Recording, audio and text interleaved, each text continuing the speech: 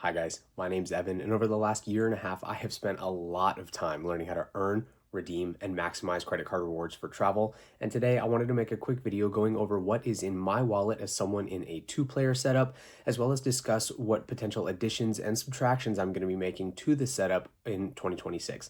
If that sounds like something you're interested in, stick around for the video and make sure you like and subscribe down below so you don't miss anything else. Let's get right into it. Alrighty, so the first card that I have in my wallet was the first card that I was ever approved for, which is the Capital One Quicksilver card that I got back in April of 2023. This card pretty much just sits dormant in my wallet with a little subscription on it to keep it active, and I don't plan on canceling it just because it is my oldest credit card, but it really does not get used for anything. The second card that I have is the Discover It Cashback card. This one also just sits with a subscription and doesn't really get used too much unless it's got something in the 5% category that isn't covered by one of my other cards. But for the most part, this one just kind of sits and hangs out in the backup wallet as well. The third card that I have is the one that got me into points and miles. It is the tried and true Chase Freedom Unlimited.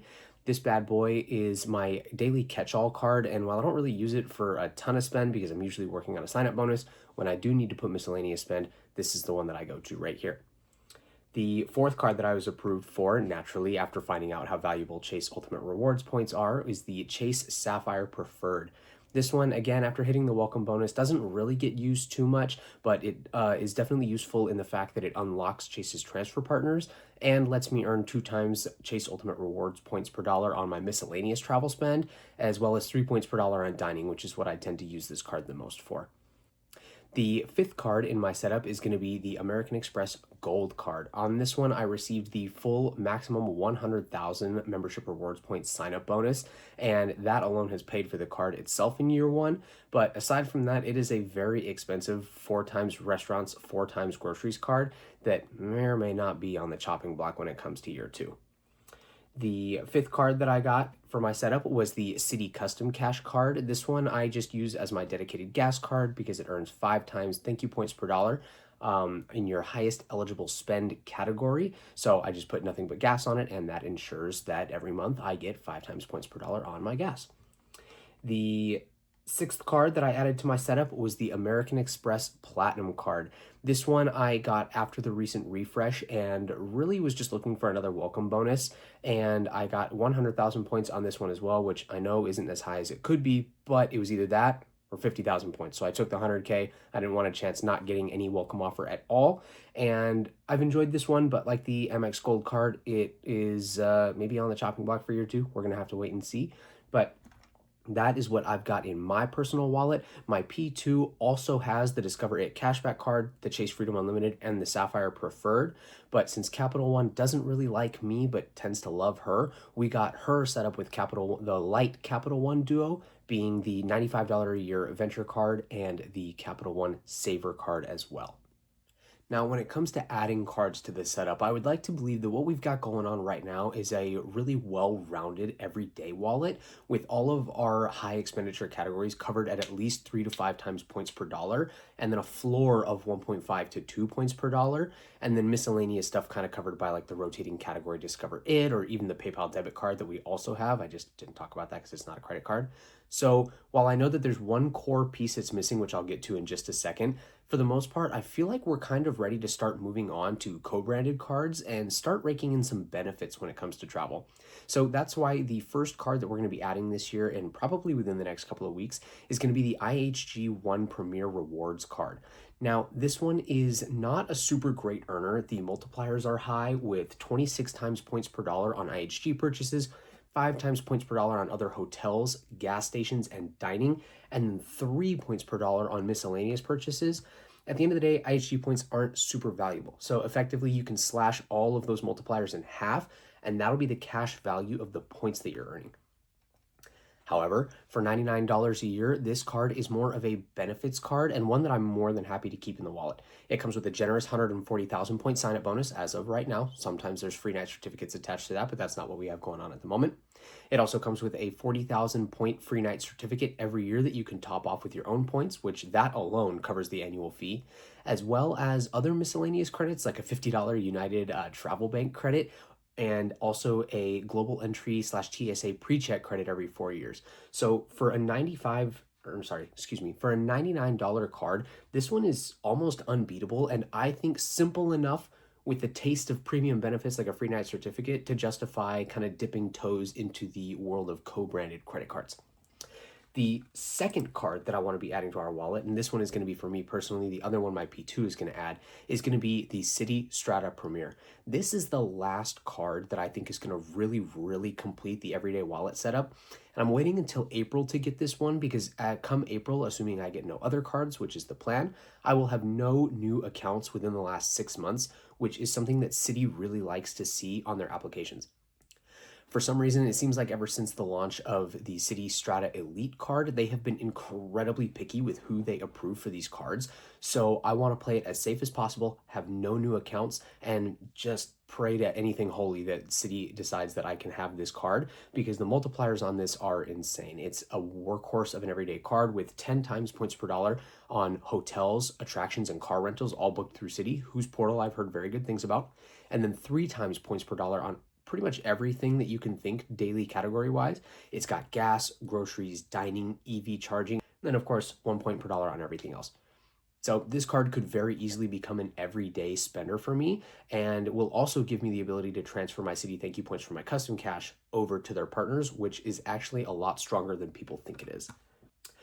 The next batch of cards that I'm hoping to add, again, going to be on my credit report, is going to be the Alaska Atmos Rewards Summit card. Now, this one is definitely more premium at a $395 fee because of its 3 times points per dollar on foreign purchases category. Yes, anything foreign, anything that you purchase outside of the country, and Alaska has said that this is what they intend it for, gets 3 times points per dollar. However, Bank of America can be a little bit tricky with approvals if you don't have a relationship with them.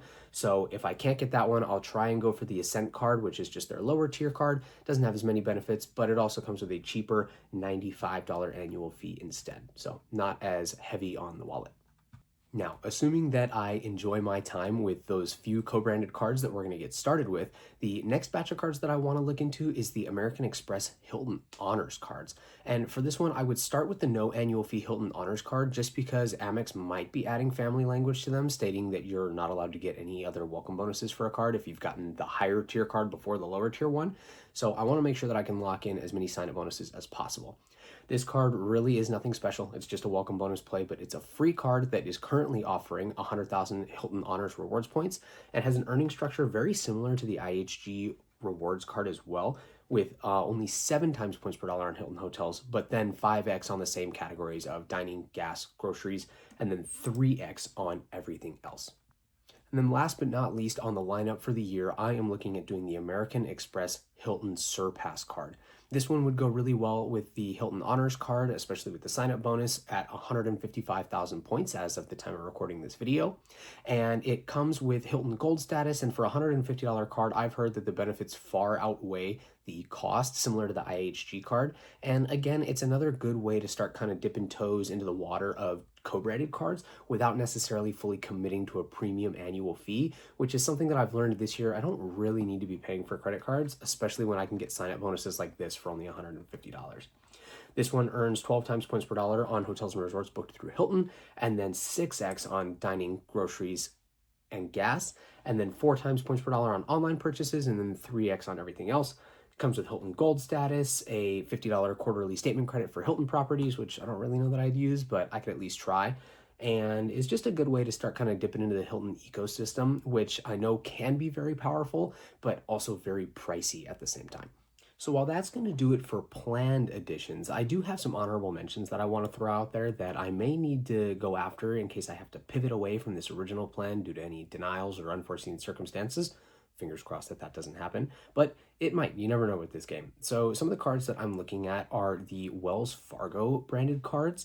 The Autograph and Autograph Journey seem great for sign-up bonuses, and I love the fact that while their transfer partners are limited, they have choice hotels at 1 to 2 and all the important airlines that you could possibly need. So those combined with their high multipliers for travel and everyday spending make them really interesting cards. And same with the Attune card, giving 4% cash back on a lot of really random niche categories like hobbies and sporting goods and stuff like that, that I think could make it a really fun addition to the setup. Additionally, I'm also thinking about potentially referring my P2 to the gold and the platinum card before I get rid of them. And while I'll talk about why I myself might not be holding on to them this year, I think that for a sign up bonus play, any card is worth it in the first year, and being able to add another 200 to 250, even 275,000 membership rewards points to our balance is a no-brainer play in my opinion, and something that will definitely be in consideration as my annual fees come up for these cards in the next 4 to 8 months.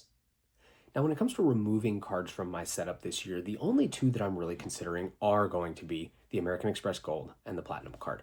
Now, both of these, the reasons are very similar. While yes, I can use the credits to get the annual fee down relatively easily and, not feel like I'm paying the full amount, at the end of the day, these cards sit relatively dormant in my wallet because of how sign-up bonus heavy I have been and how sign-up bonus heavy I'm going to continue to be in this next year. I spend enough money to be able to clear sign-up bonuses with no problem, but after those sign-up bonuses are done, it's kind of just time to move on to the next sign-up bonus. I don't really have time in between the sign-up bonuses to be spending and earning a ton. So paying $325 for the gold and $895 for the platinum just to get them down to zero by using the credits and then not using the cards themselves just really doesn't make a whole lot of sense in my opinion. I might downgrade the platinum to the green just to keep my membership rewards alive and in good standing with Amex, but that we're going to have to wait and see because I don't really see too much use for that card, especially with something like the City Strata Premier at only $95. But we'll just have to wait and see. While I've had a great time using these cards and they have been very rewarding in year one, a lot of that value from year one for both of them has come from being able to double dip the 2025 and 2026 calendar credits, which I will lose access to being able to do after the first anniversary.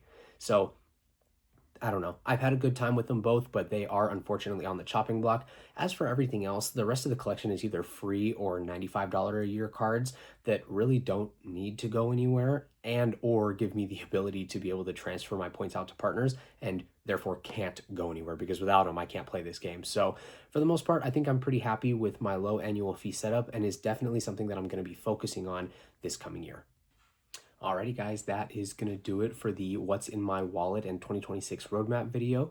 As you guys can tell, assuming things pan out the way that I like them to, it is going to be a very busy but rewarding year, and I'll make sure to keep you guys updated on how my plan starts to pan out over the next 12 months. Make sure you guys like and subscribe down below so you don't miss another video, and I'll see you guys in the next one. Bye.